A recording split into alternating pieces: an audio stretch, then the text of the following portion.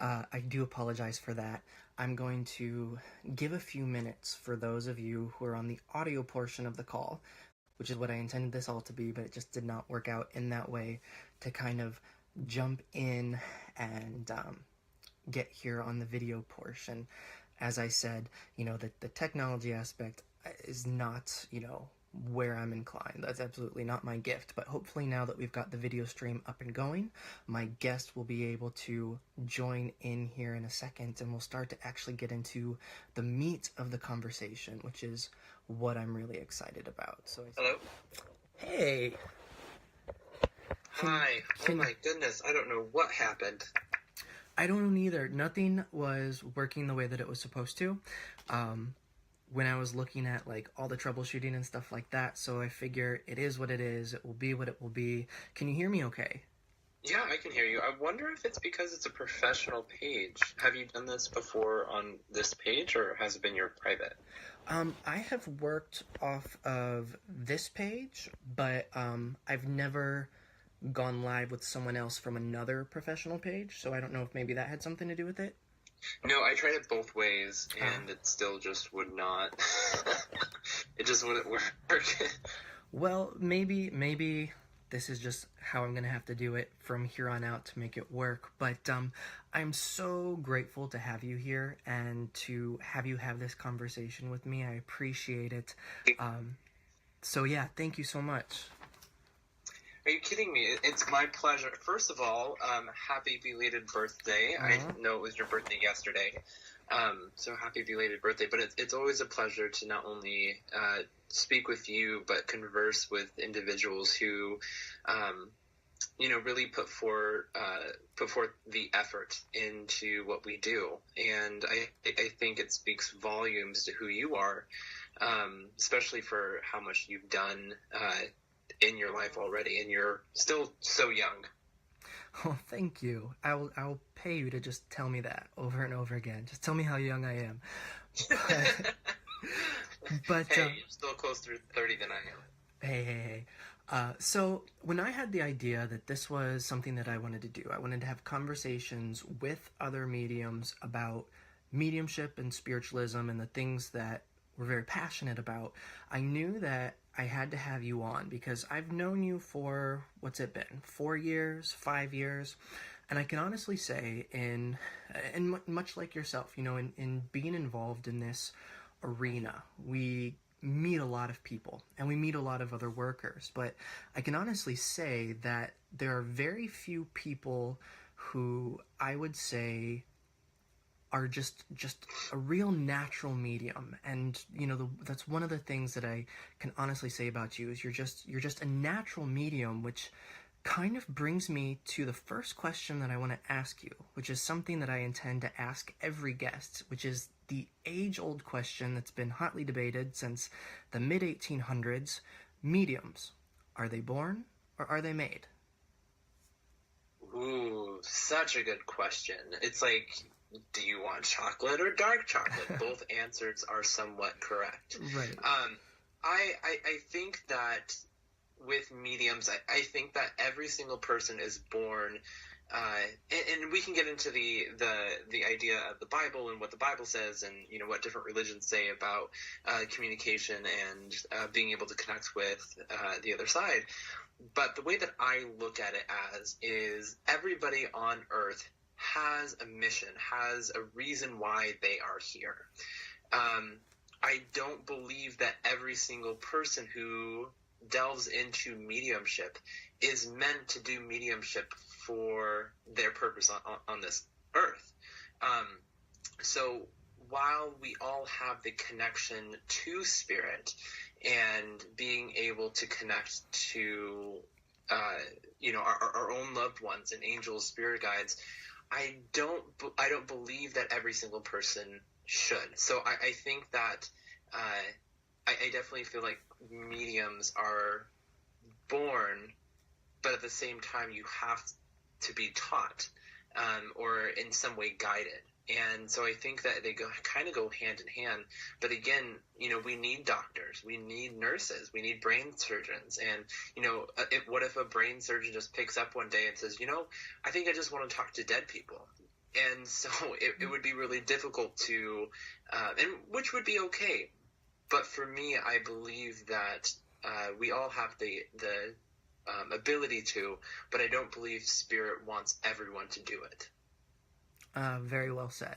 I couldn't agree more. The thing, too, that you mentioned that really strikes a chord with me is, we all have the capability to connect with Spirit, but not everyone is cut out to do message work as a profession. And I think that's where the distinction really is. So I think that's a great answer. Another question that I had, it kind of has two parts to it. And for those of you who have heard Joshua before, you've seen him speak, or have heard him on different radio shows and stuff like that, you know that he has had a sort of a very rough start to life. So because that's something I'm sure he said 100 times before, I'm not going to make him go into and rehash all of that out. But I know that because of that upbringing, because of your early story, you don't maybe necessarily have a lot of knowing of your biological family. So this kind of leads me to this two-part question is, one, why you? And two, do you know of anybody as far as your family or as far as maybe a potential genetic component to how you're able to connect and communicate with Spirit? That, again, is a great question. So one of the things that I look at, the reason why I do what I do is, and, the perfect question is, why me? And let me backtrack a little bit.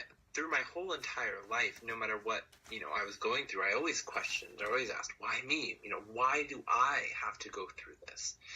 And I can't answer the question without going into my past a little bit, but I believe that I went through what I did, with abuse, with neglect, with happiness, with doubt, with, I believe that I went through all of that because it makes me understand what pain truly is. And I think when connecting to a client, it allows me to not only have empathy for them, but it allows me to connect in a deeper way because I have been through it. Granted, I don't believe that you have to go through hardships in order to be a great medium. I believe that I went through what I did in order to better connect to not only Spirit, but the client as well. And, in a lot of professions, when you do something for so long and you see so many people, you tend to lose that connection with people. And I believe why I went through it is to always instill in me that I will always be connected to people because I will, I'm not the only one that goes through hardships.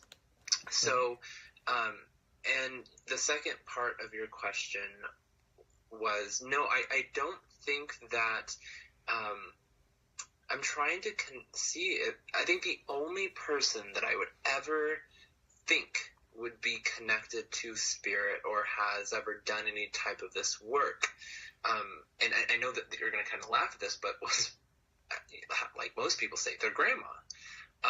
I think my grandmother she had, 11 kids. And so I think that with her, there was some type of intuition. I didn't know her really well, but I remember the last moments, I think there was about 17 years because of foster care that I didn't see her. And when I finally saw her in the retirement home or the elderly home, she was blind in both eyes, and she could only see shadows. But I mind you, I was maybe 19, and they said, "Here, Joshua, here's your grandma." But they didn't say that in front of her, so I knelt down and I said, "Hey, Grandma," and she turned her head and she goes, "Chachi," and Chachi was what they called me when I was little. And I just remember, and I asked her, I was like, "How did you know it was me?" And she goes, "I can never forget my grandson." Mm-hmm. And so, and she was blind in both eyes, so I feel like there was always some type of connection to her and intuition and being able to feel energy.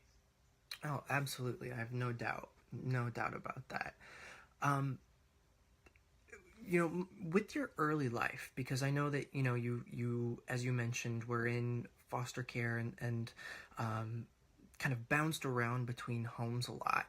There's, I guess, so many directions that I could take this, but one is, on your website, you have, I don't want to say it's not really a quote. You have a Bible verse from Corinthians that talks about the gifts of the Spirit, which I absolutely love, because that is something that makes complete sense to me. Did you have, because of the inconsistencies with your childhood, did you have like a basis for your faith? And did you have any, I guess maybe pre-existing metaphysical interests prior to you opening up to Spirit and engaging in your work as a young adult? Okay, so this is a multifaceted answer here, but so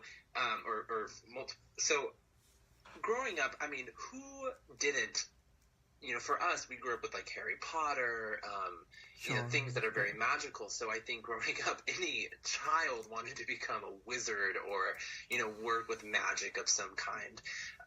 But at the same time, I look at my transitions with foster homes, and not one, and mind you, I went through 33 of them.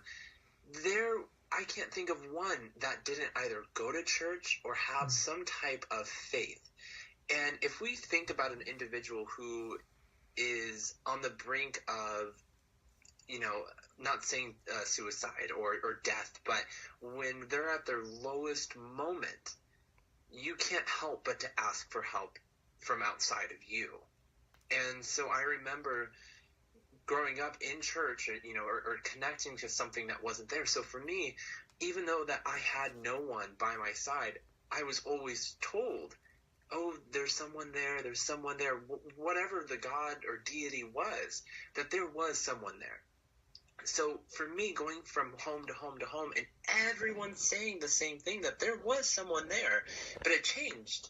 And so for me, I just kept an open mind through that. And I said, okay, if whoever's watching me and taking care of me, I'm going to trust it.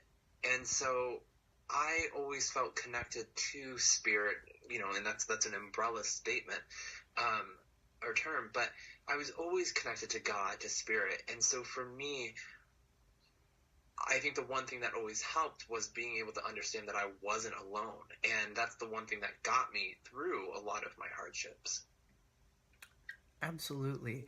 One thing that you mentioned is, I don't know if you necessarily put it in the way of never feeling alone, but always sort of intending or seeking or reminding yourself of that connection when you are going through your day-to-day life. I know that we talk about the importance of opening up and shutting down, which I don't think we ever completely shut down, but do you ever feel alone?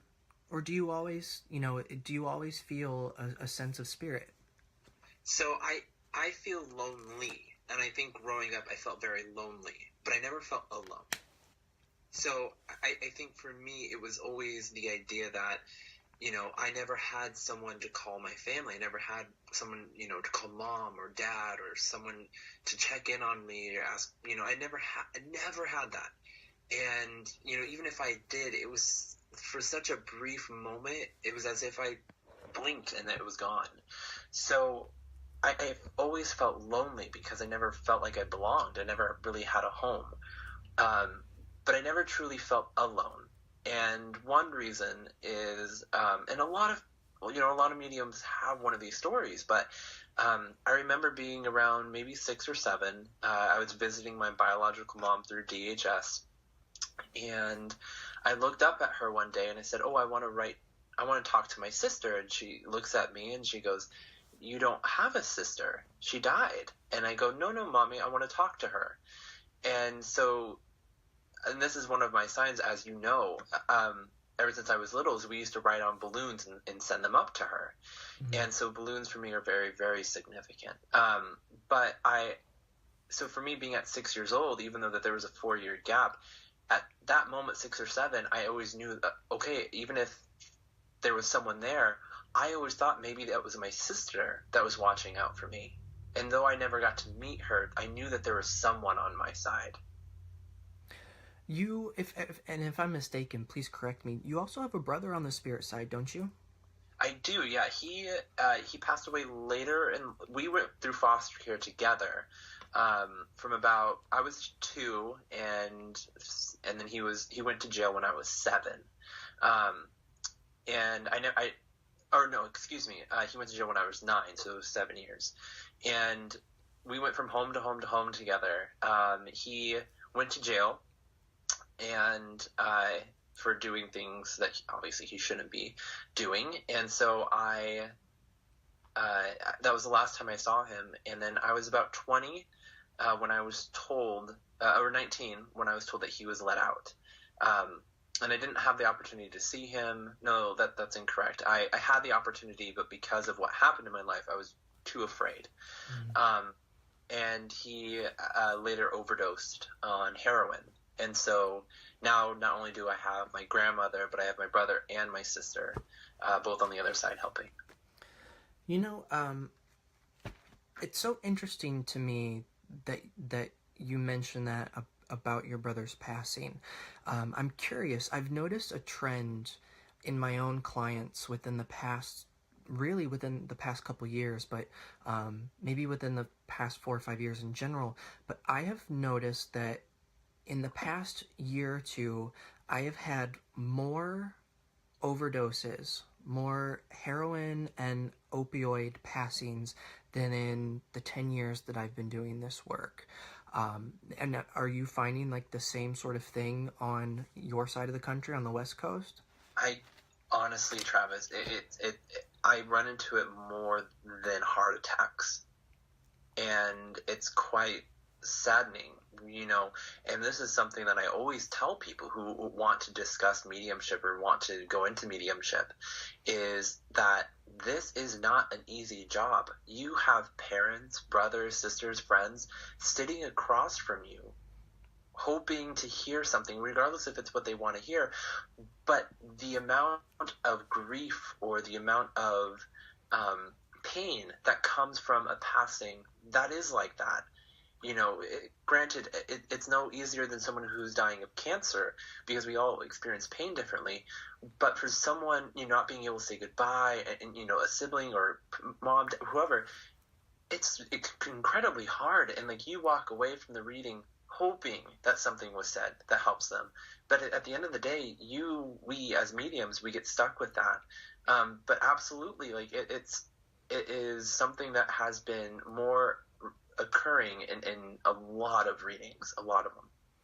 So, you know, you just mentioned something which is so important, which is that I don't think a lot of people realize that in a session, in a sitting, you know, it's very vulnerable. And I think that, you know, both the sitters have to be vulnerable, the communicator and spirit has to be vulnerable, the medium has to allow themselves to be vulnerable. And one thing that, you know, oftentimes mediums are taught is they have to keep their own emotions out of it.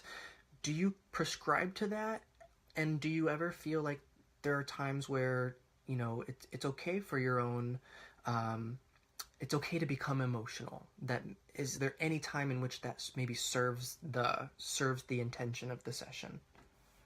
So I like to say that as mediums, we can care, but we cannot carry. So I think that there's a line of when individuals say, or teachers or people say, oh, you have to remove your emotions. I don't feel that that's 100% accurate. I think that we have to remove our daily emotions and the things that we are going through currently. But in order for us to understand spirit, we have to understand our emotions. And so I think that we always have to be aware of what we're feeling in a session. And so, like, for me, I use what I've gone through, and a lot of mediums do. We use what we've gone through in order to deliver a message. So though we have to be a clear vessel for spirit when communicating, we always have to have access and acknowledgement of our emotions. So I don't follow suit with that, because there are times where, yes, you can give a message and the recipient, the sitter, is crying. And though at the time we're not crying, at that moment, because we're just giving the information. And I've seen that transition from, in the beginning, I was always crying with them.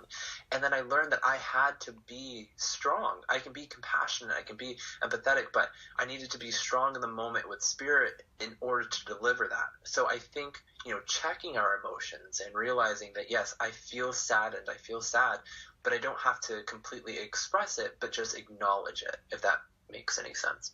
Oh, it absolutely does, which kind of leads me into, you've had a long day of sessions, or, I know that you do some conventions and stuff like that sometimes. So say you've had a long day, or you've had maybe particularly heavy session. What are some things that are just, that are just grounding for you, that just kind of help you disconnect and just be in your humanness?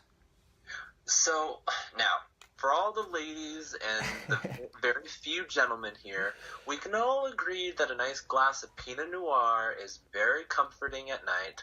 But something for me to, obviously I don't drink a ton, or I think I have maybe 2 drinks a month. But the things that I really can ground with, and it's not so much meditation, but it's time that I set aside for myself, which is either doing dancing. I work out a ton because it allows me to be connected to my body. So running, lifting weights, in order for me to feel connected to myself again, I have to be aware of my body, be aware of my soreness, be aware of my surroundings. So for me, it's physical exertion that allows me to go, okay, I'm back in myself. And, at the end of the day, yes, I'm not going to go to the gym at 9 o'clock at night, because who has time for that? But, I have burgers and sandwiches I could be eating rather than going to the gym. So when it's at home, the one thing that I always love doing is being able to either journal what happened that day. And it's not to reminisce, but just to simply say what I was feeling. And let's say, like, in a session, there's something came up that may not have connected with the client. I will jot down, simply because it may come up later on, or, allows me just to kind of think. I don't write anybody's names or anything. But either writing, reading, dancing, working out, those are the things that I find comforting for me. And that's not everyone's forte. Some people like to do art, and I can't draw a straight line with a ruler. It's just, it just does not work for me. But, it's just simple things that allow me to connect with myself again. You said something that I thought was incredibly wise. And if you are listening and you're kind of working at your own development, this is something that I think you should pay attention to. You said, if you've had a session and there was something that didn't quite make sense for that client, that you don't just, chuck it out and say, oh, well, maybe I botched it. You reflect on it, or at least you take note of it in case that same feeling, sensation, emotion, symbol, whatever it was, comes up again. And I think a lot of times where people get tripped up in their mediumship is they tend to fall into a rut of, this is how it works for me, and I'm not willing to look at any other way. And I was either really on or really off, without taking into account that things change and evolve. So I thought that was really wise for you to be self-aware of when something is different, so you know how you can apply it moving forward, which kind of leads me into, where do you have, and if you don't know, that's okay, where do you have an idea of maybe your ability to communicate with spirit evolving into? Have you noticed any changes in the way that the information comes to you? Oh man, I can tell you this, that a lot of the people who, so I live in Oregon, Portland, Oregon, and Portland, it's a big city, but there are surrounding cities like Salem, Oregon, the coast, and I lived at the coast. But what's so fantastic about this is that, and like, that you will have people who come to you, and then they'll bring family members, and then you do group readings, and then those people who were at one group reading will come to another, or they'll host their own, and 3 years later they're back, and it's mesmerizing, to be able to see these people transition from either skeptics, non-believers, into having hope, or furthering themselves in either their faith, their religion, planting a seed that that there is more to life. And I don't say this with ego. I say this with acknowledgement of, I think that no matter what level of mediumship, and I don't believe in beginner, intermediate, advanced, because I think that's all malarkey. I believe that, you begin your journey and there is no end, there is no middle. But I look at the way that I've developed, and at first it was the grounding. It was and I've seen this evolution of readings where before it was very like basic, like basic passings and, things that are just very, I don't want to say common, but as my mediumship and I have evolved in my connection to spirit, the situations or the people that have been guided to me were more complex, where, there was like a suicide murder, one of the most horrendous readings that I've ever had to do and that I physically saw, it stays with me, because the transition when you start seeing things on a different level or a different light, it trips you up sometimes, because you kind of step back and go, whoa, I feel honored that spirit allowed me not only to see something very personal, but to deliver in a way that shows that there is no shadow of a doubt that this individual is coming through, and to validate something that is, completely out of scope of what we go through on a daily basis, and to pull that through in a reading, the validity of that has grown. And I think the more that we stay true to what we feel and what we give, the more spirit gives to us. And I think that the more we want to develop, the more that we, put that time in, the more that spirit will give to us. Well, I think that's incredibly beautiful. One reason that I think you have such a beautiful connection to spirit is because, I say love is the fuel that this operates on.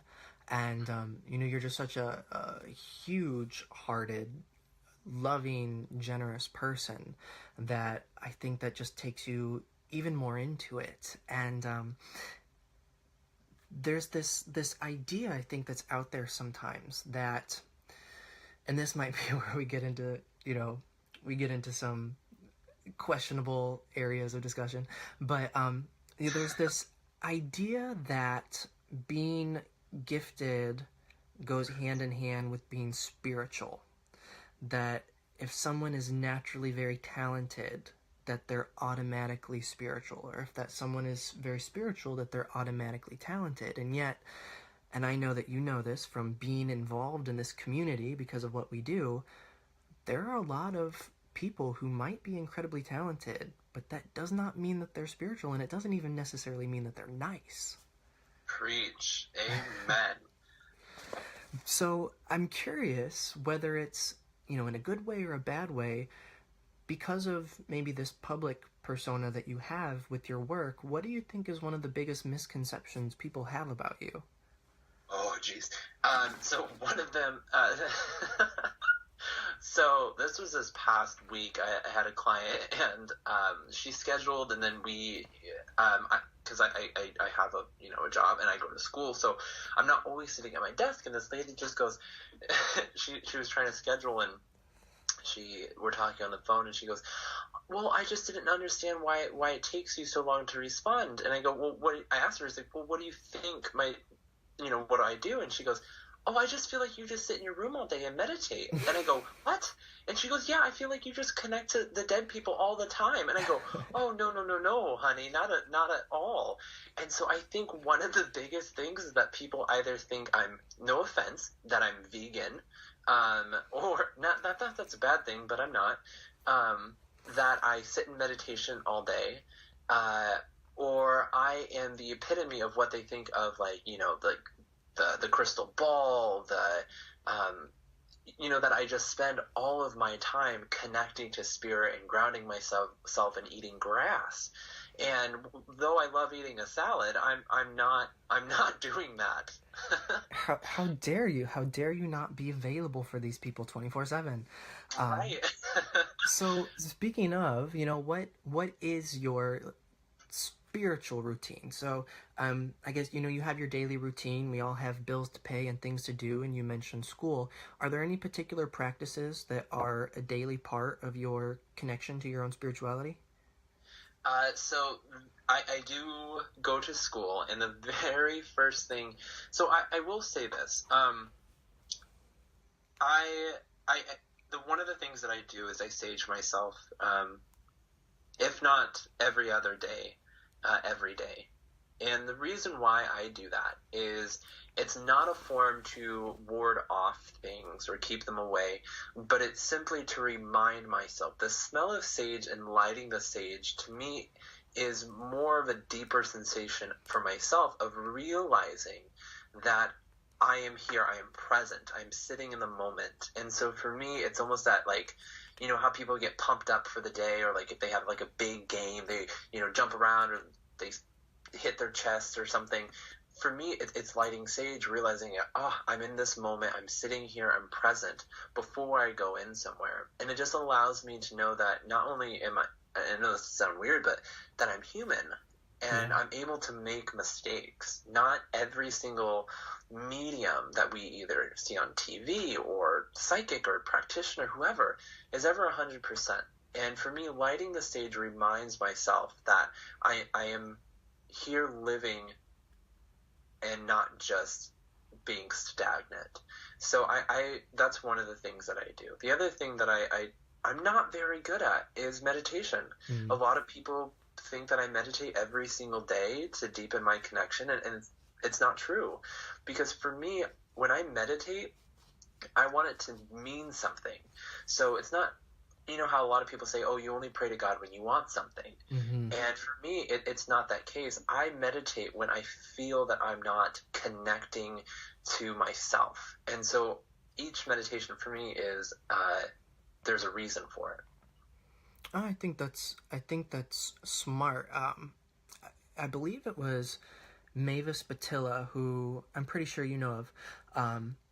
But for those of you who happen to be listening and you don't know Mavis Patilla, she's an English medium. She was a student of Gordon Higginson, and she's pretty well respected both in the UK and here in the United States. And I think she has some pretty similar sentiments of, she's not the type of person who can just sort of sit and meditate every day. So when she does it, it doesn't feel like a chore. It feels like something that we're doing because we want it or we need it, and it has more of a specialness for her, and that's what works for her. And it sounds, very much like it's very similar for you. One thing that I was thinking about is that, I was reflecting on things, because I guess I'll start by saying this. One of the things that used to drive me crazy is when I would read or see mediums talk about or write about what the other side was like, because I don't really think anyone knows for sure quite exactly what it looks, I can't really believe that we can sort of draw a map or write sort of a tour out, but we do get insights, I think, based off of our communications. So I was curious, what is one of the number one things that you've learned, whether it be about life or life after life, from the so-called dead? So I think the one, and I might be able to give two examples here, one for each, but the one thing that I learned about the other side is that you can't, there's so much that I would like to say, but for me, it's that you can't expect anything. And everything that you plan on or everything that you expect it to be is 10 times better. Mm-hmm. And for me, the way that I think about the other side, it's not a picture, but it's a feeling. And because I don't really want to know what it looks like on the other side, because that takes away from, what you're given at the end of your life. I feel that that's not so much hidden, but I feel like that's kept in a place where you're almost rewarded in a sense of that comfort, that relaxing feeling when you go to the other side. And I think about what it is on the other side, and if we could describe in our mental, our very tiny brains, the idea of what a feeling is, of what love is. If I asked everyone who is listening or will be listening to close their eyes and picture true love, it will be different for each person. And so I don't think that we can completely comprehend what a feeling is. And the connection to the other side, it's 10 times that. Mm-hmm. And I think that when we transition, it's so much of this acceptance of love, of normality, that we will never truly understand until it's our time. Yeah. Now, what I feel in the physical world, what I feel like the dead have given me is and sometimes we forget it. Sometimes I even forget it. Is, that things can be a lot worse.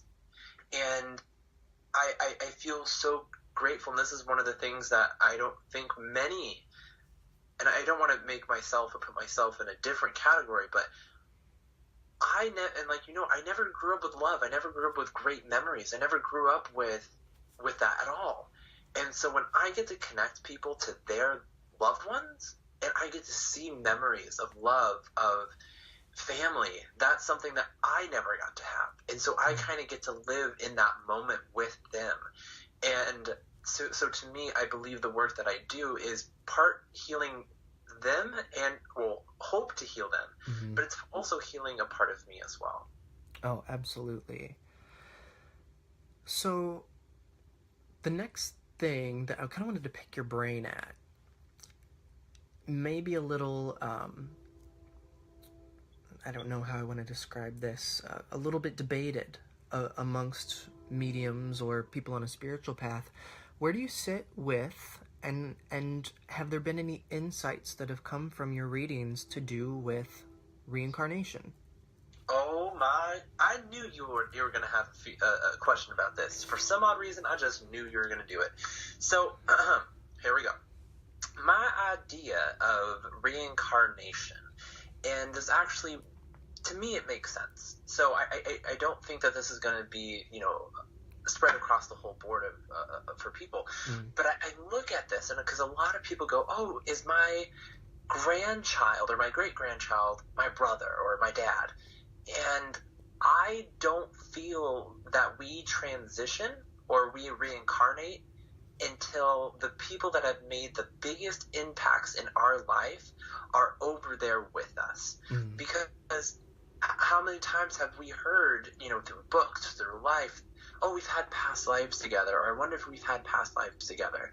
And it's because I believe that we come in soul groups. I believe that we come, we plan, and whether it's, 5 years, 8 years apart from the reincarnation, I believe that we come in groups. So I don't think that it's always individualized.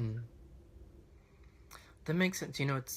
I wanted to ask that of you because it's something that I waver on. And then I think I kind of have it figured out what I think about it. And then I'll do like a 180 and I completely think something else. And so, just very curious to get your perception on that. Now, we were talking about, or you were talking about, I should say, a moment ago, this sense of family.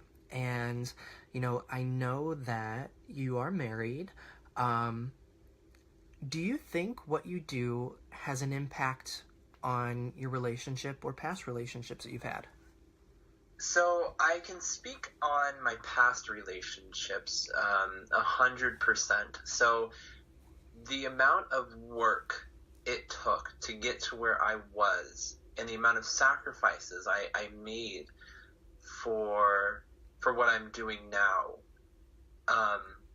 was not taken lightly.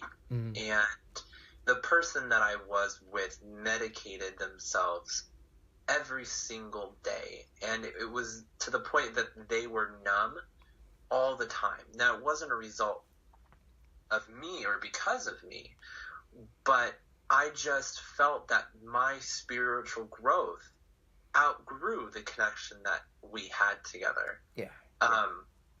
And who I'm with now, they did not know. Well, they knew what I did. They didn't understand it. And I will tell you, and this is one of my favorite moments, I think, is they came to I had 2 sold out events night after night. And the first night they came, they sat down, there's 25 people, and I read all 25 people in about 2.5 hours, 3 hours. And this one woman, I look at her and I go, this is interesting. There's a gentleman who steps forward and shows me a train track and says, I'm sorry. And this family starts crying. And I go, it's weird. I just keep seeing these, like, the little choo-choo trains, and they say, I'm sorry, but they take responsibility for their passing. And the family stands up, and she goes, my son committed suicide on a railroad track. Mm. And so, that moment, I looked at their face, and they were just baffled. And the readings continued like that. And the next night, a young man stepped forward. I look at this family, and I go, there's a young man that takes responsibility for their passing. Do you understand this? And they go, yes. And I go, would you understand why they're showing me a boat? And I keep saying, like, I feel like there's so much energy around this boat. And it says, I'm sorry again. And again, the family's crying, and they go, our nephew committed suicide in the boat that we were building together. And, these readings happen, one right after the other. And so for a person who doesn't understand what we do, to be in a room full of tears, of laughter, of reminiscing, it's powerful.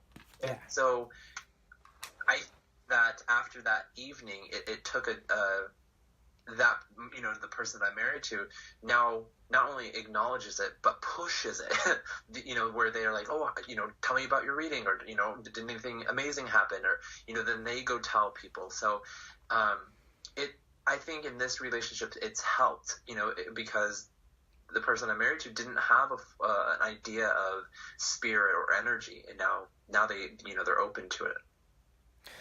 No, I think that's fantastic. It's so important to have a support system. I think and I've noticed this with a lot of other mediums, we can tend to feel very isolated, because I think that there are very few people who understand it. So having someone who can be close enough to where, even if they don't do the same work, but they see the effect that it has on the medium, they see the effect that it has on the people that the medium connects with, I think is so important to have that. And it's kind of cool in your experience, because you didn't have to have the I call it the Darren Stevens I'm a witch moment from Bewitched, where, like, after she's married to the guy, it's like, hey, by the way, I'm a witch. So it's not like, hey, by the way, I talk to dead people. So it was nice to kind of I guess maybe have someone at least have a little bit of an idea of what they were getting themselves into.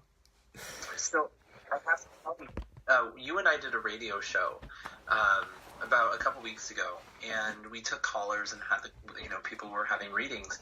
And do you remember the woman who we connected to?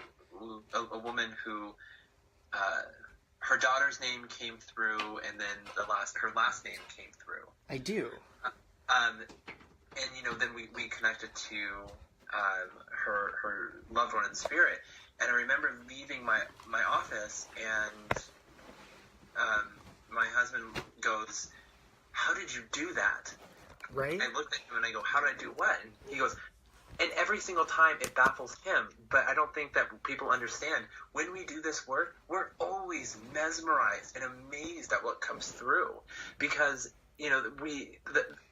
first of all, that come through are just, they're fantastic. And that's what I love about you, Travis, is that you do not settle for, I think that makes sense. It's either yes, it makes sense, or no, it doesn't make sense.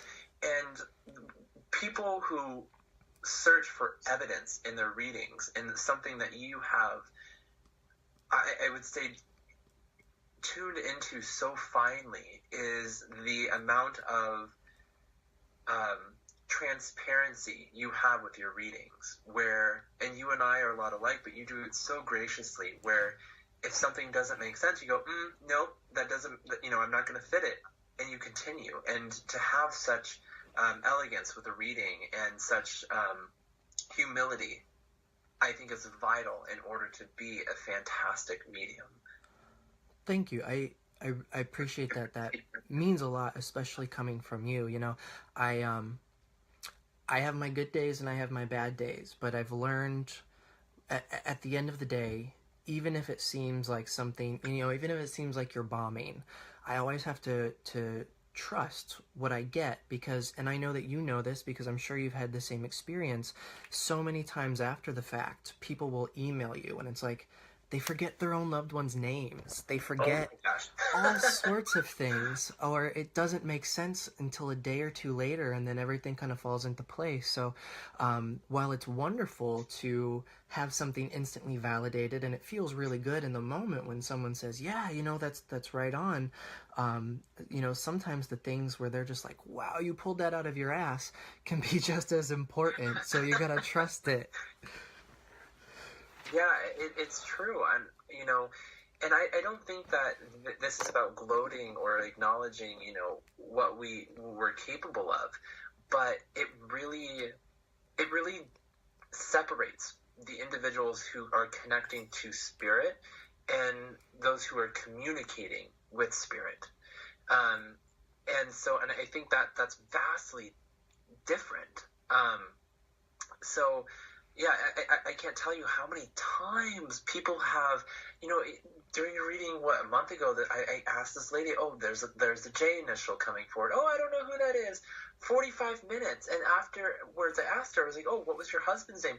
His name was Johnny. And I go, and there's just those moments where you just have to kind of breathe and just acknowledge that we're human, and no person is gonna be 100%. Mm-hmm. Never. And we will have our good days. We will have our bad days. But that's the thing, is that, this is about healing people. And the only thing that people can expect from us is that we will do our best in order to bring through information and a message to help. When I say help heal, guide, and direct you. Absolutely. You said something about to be able to discern the difference between, am I talking about spirit or am I talking to spirit?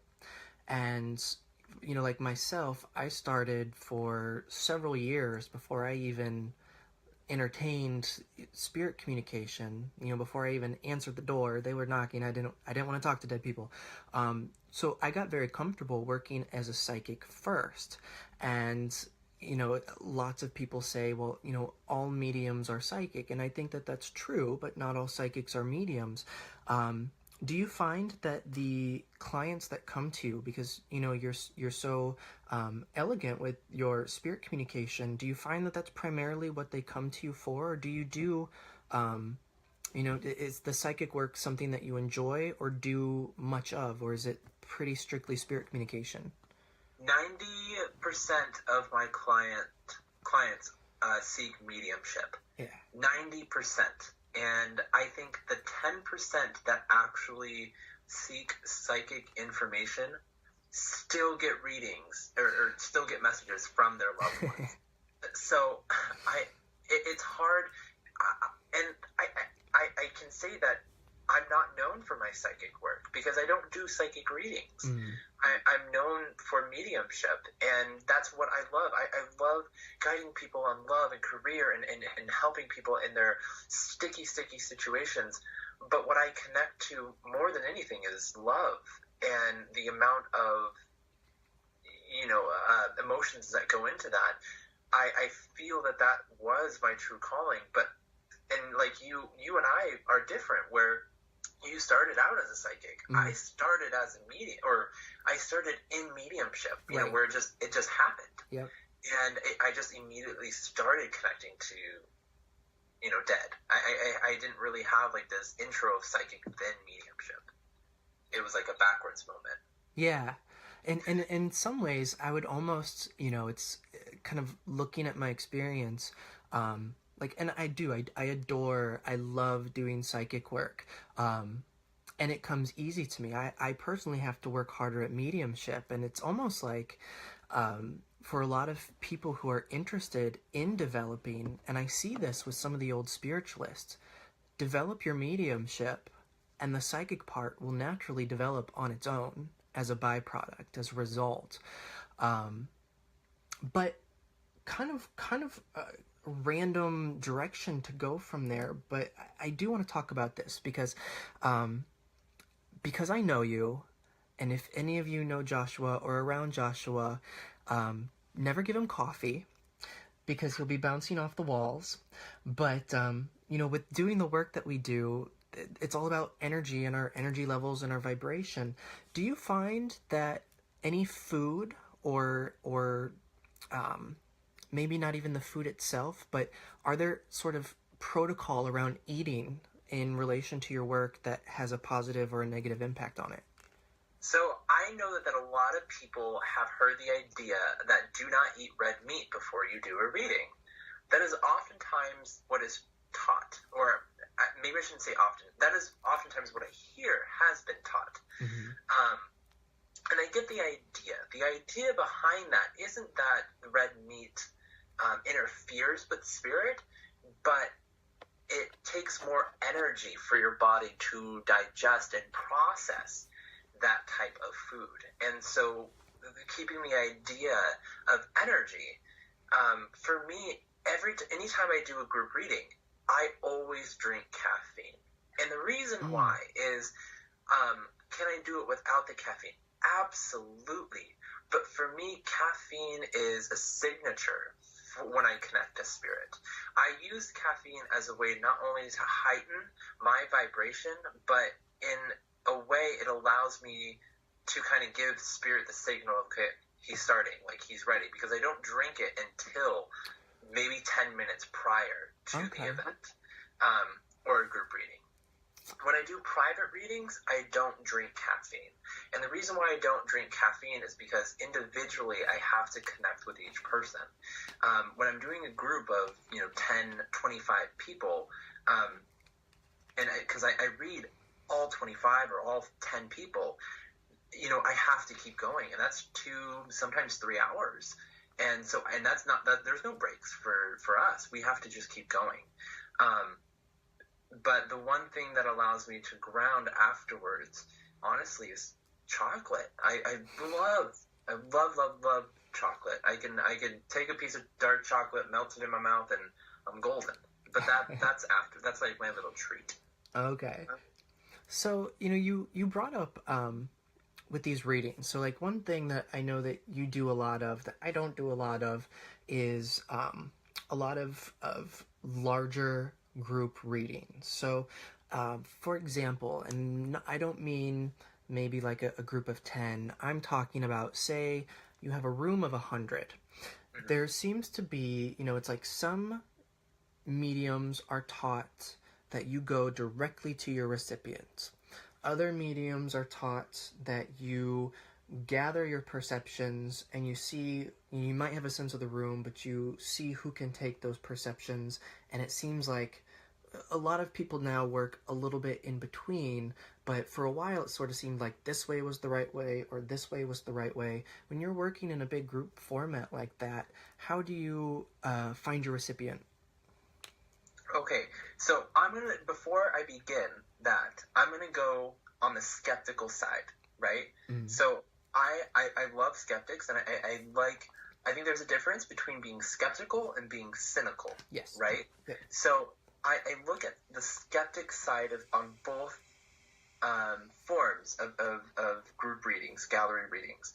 The one form a skeptic can look at as far as like gathering the information is it's almost as if you're like building a portfolio. For instance, and I've seen this on YouTube, I've seen this in other mediums that I've gone just to look at, where people go, oh, I'm connecting with a grandmother that passed away from generic, you know.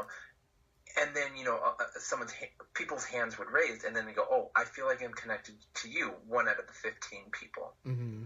So there's that aspect. So and if I was a skeptic, I would look at it and go, well, they're building such broad scenarios that anybody could really take it.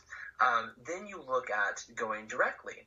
Well, if a skeptic would go, oh, that person's reaching out to that individual because you can tell that person's older, so you know that their parents are on the other side.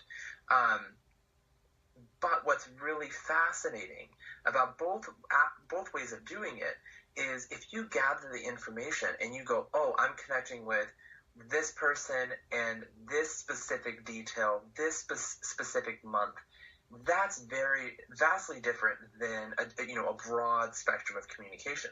I don't really think that either one is better. Right. I think the way you stack your information and how you deliver it is what separates the skeptics of being able to look at that. So I think the way that we gather the information and how we present it, because Lisa Williams, a world-renowned medium, she was a teacher of mine. One of the things that she's, oh gosh, it just blew out of my mind. Hold on. She said the real gift of mediumship is about delivering it, and because it takes a lot of compassion, but a lot of validity, to what you're delivering. So I don't think either one is better, but the way that I connect, if I'm doing a group reading just by myself, and there is a group of 100 people, I allow Spirit to guide me. So I will open up and say, in my prayer, I say, guide me to the people that need it the most. And sometimes, it's the loudest or the loudest spirit.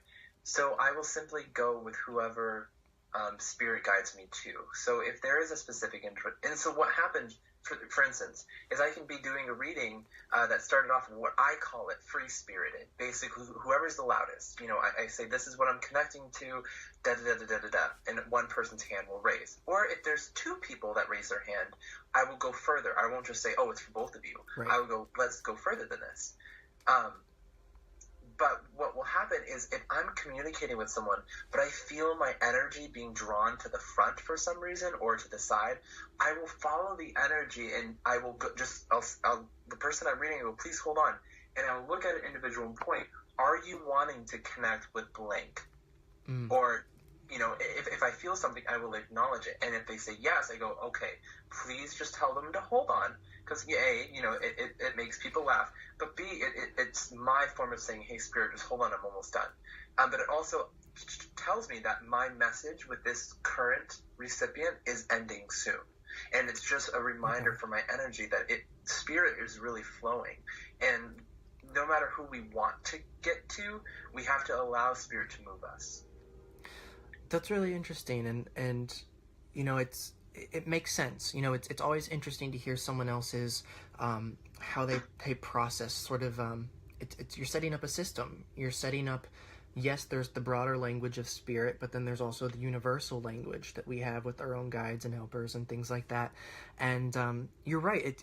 When you say something like that, you can sort of work in a little bit of humor. It only helps because, sometimes when we're talking about death all the time, it can get a little heavy. And if you can get that, audience or that church or wherever you happen to be demonstrating to laugh, that just kind of gives you more energy, more fuel to work on. You'd mentioned Lisa Williams. I know that, you've done work with her, training with her. Are there other mediums who either you have worked with or that may be a little bit more out there that you are inspired by or that you look look up to in any way? So I was honored to train with Pat Longo, who is Teresa Caputo, everyone knows along, and the medium. I was honored to train with her, and she taught me very early on some of the things that I still use today. And the form of relationship that I had with her was almost like she was teaching me how to accept it. And Lisa Williams taught me how to go to the next level with it. The people that I hold in the highest regard is Gordon Smith. I feel is a phenomenal medium, a phenomenal individual who walks what he preaches. Yeah. I don't invest a lot of my time in the idea of idolizing someone or respecting their work too much, because I want my work and what I do to be different, not cookie cut. Yeah. Gordon Ramsay is one. Tony Stockwell, is another. There are young mediums out there, our age, who are doing phenomenal work as well. And the one thing that I never want it. I don't care who knows me. I've been honored to do some celebrity readings, but I've never once wanted to be in the spotlight. I don't want fame. I don't want acknowledgement. What I want is to reach the most amount of people as possible. And everyone has said, don't lose that side of you. And I don't think I will ever lose that side of me, because I think everyone wants their name in lights, but I don't. I want to be the person, who goes around and does good things because it's the right thing to do. Yeah. Yeah, that's very wise. And when I was younger, and I knew that I was kind of pulled towards the path that I was, I was put in positions where I felt very lucky to meet people that I had kind of put on a pedestal in my 17, 18-year-old mind, and meeting them was actually very disheartening, because, what I received and my idea that I built up around that person was very different. And, you said something too, which is, you don't want to be a cookie cutter. It's like, I see young mediums and I think it's fantastic. And we're young mediums, but I'm talking about mediums who are younger than us. And it's like they may idolize or whatever a particular person. And it's like, the world already has a John Edward and a James Van Praagh and a Teresa Caputo and a Lisa Williams, but it doesn't have you. So you have to find your own path. And it's wonderful to adopt traits or qualities that we enjoy of these people, but we don't need to mold ourselves into that carbon copy of them. What is one of the biggest challenges that you feel, or one of the biggest mistakes that you've made as far as maybe blocking yourself or prevent, in your own development, that you might share with other younger people who are seeking to develop? Ooh, okay. Well, this is going to get kind of dicey here. So I feel the one thing that has kept me back or has blocked myself is relying, this is going to sound bad, I'm not saying don't trust people, but relying on people. Because the thing is, and the reason, the way that I mean this as, is relying other people to show me, or relying other people to give me the the acknowledgement, or the good job. The one thing that I did was, in the beginning, I was doing it almost in a way of saying, look what I can do, look what I can do. And it's the one thing that I want people to know, young or old, starting or many years in, is to realize why you're doing it. What is the reason why you're doing this? Is it because you want to be someone else, or is it because you want to help and heal people? And I think when I realized what I was doing, I was chasing someone else's dream. And where I don't think that mediumship should be a dream at all. It should be not so much even a way of, a lifestyle, but mediumship should be put on its own pedestal. The amount of comfort that comes from doing readings is there is no, it's incomparable to anything else, I feel, that we can give to someone. And that's not taking away from psychic readings, but what we are able to do is something that is very valuable and very precious to every person who receives. And so I want any person to know that doing this work, you've got to keep in mind that the reason why you're doing it is to help people. And don't ever feel the need to show anyone. Because the thing is that at the end of the day, the people that are so worked up about what you do or don't believe in what you do, they don't pay your bills, honey. So the first thing that you've got to realize is what their opinion it does not matter at all. And I think part of it was being afraid of what people would think of me, being afraid of the acceptance. And as soon as I shrugged that off, Spirit guided me in a way that I needed to be guided in. Yeah, it's very much a privilege, I think, to be of service in this way. One more thing that I definitely want to inquire about, and then I'll let you get on with the rest of your evening, is there an area of mediumship that you've maybe not yet explored that you want to? So I think for me, the one thing that I've always wanted to explore is Arthur Finley and Lily Dale. Those are the two things that I want to further myself, and the history as well. And I believe that both of those will allow me to delve deeper into. But Arthur Finley and Lily Dale for sure. Absolutely. I know one of these days we'll get you to Lily Dale. And I know. I just need to buck up and go. You know what I mean? It's so worth it. But I totally feel you with Arthur Finley. I think it would just be an amazing thing to experience. And I know that we share, mutual contacts that have been there, and it just sounds fantastic. So, do you have anything upcoming that maybe you want to share, any events, anything like that going on?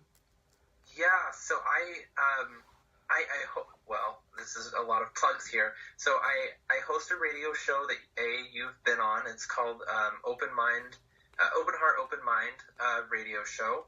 I have my own Facebook at Medium Joshua John, where I do very similar things to you, Travis, which is, going live, doing readings, mediumship readings.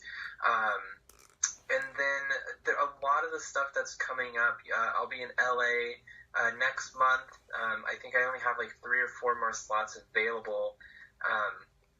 But everything else that I'm doing is really local. I plan on going to Chicago in a couple of months as well, doing some readings out that way.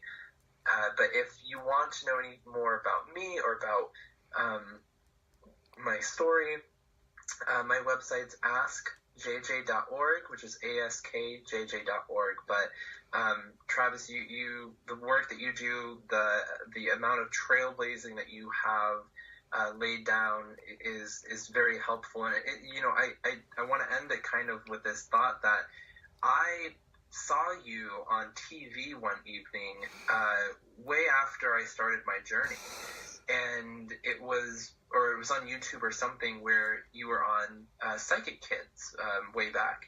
And I remember looking at you going, whoa, look, another young person, how cool is that? And I looked you up on Facebook and I was like, whoa, he's in Ohio. I never sent you a friend request, never did anything. And 2 months later, you ended up friend requesting me, and then we've been friends ever since. And it was just amazing how Spirit guided you and I together. Oh, absolutely. I have no doubt about that. Because I think that right around the time that I friend requested you, if I'm correct in this, that was around the time that you, or shortly after, you had just done your first stuff with Lisa Williams, right? Yeah, I was actually in Chicago. Yeah, that's what I thought. when I think you friend requested me, and it was through a mutual friend that she posted a picture of me, and then I saw your name come up, and my face got red, my heart started pounding, and I was like, oh my goodness, Spirit, you guys are on it. So you guys who are listening, you know, I don't want to say I don't think highly of a lot of people, but there are very few people who I think come from the place that's necessary, and Joshua is one of them. When, you know, if I have a hard time with someone, I send them to him. So, you know, if you're definitely truly wanting to connect, have a legitimate positive experience with the medium, I can't praise Joshua enough. And he's, you know, the thing about it is, you know, you mentioned earlier about Gordon Smith as being someone who stands out to you because they walk their talk. That is one thing that I can absolutely say about Joshua is, you know, we're all human. We all have our good days, our bad days, but Joshua walks his talk. And that was why it was so important for me to have him on here to just share in his thoughts and experiences and pick his brain. So that being said, I am incredibly, incredibly grateful to you for coming on and having this conversation. And even though I've known you forever, I think I've, you know, got to ask you things tonight that I've never actually asked you before, just because, you know, why would we talk about work when we don't have to? So that's been really great. And I just have enjoyed having you here, and I hope that you enjoy the rest of your evening. Well, thank you, Travis. Thank you for having me, and to many, many, many more years of friendship. Absolutely. Thank you. Thank you. Good night, everyone.